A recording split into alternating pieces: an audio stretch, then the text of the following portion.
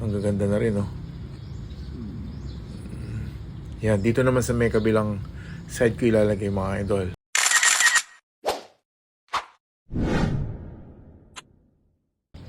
At ito naman mga idol, dito ko ilalagay yung mga sling ng ating buhol line. Yan.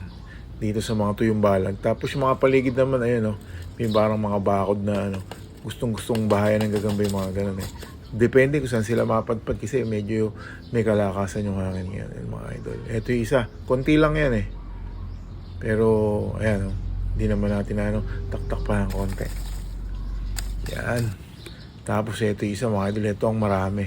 Sobrang dami nito talaga. Ayan. Ang gaganda na rin, no?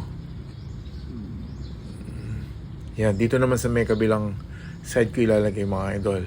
Para yan na sila. Nailagay na natin. So, hindi ko makita lahat kasi pag tinataktak ko, halos tinatangin na rin ang hangin na yan. Pero bahala na sila dyan. Makasurvive na lang yung talagang kasi hindi naman lahat yan mabubuhay talaga kahit nasa wild eh. Yun mga idol, okay na. Tapos yung mga lalagyan natin, ayan, hindi naman naitaktak lahat. Andyan yung iba. So, lalabas na lang mamayang gabi dyan yan. Yun lang mga idol, yan. Sana may mga mabuhay doon sa pinawalan natin. Alright.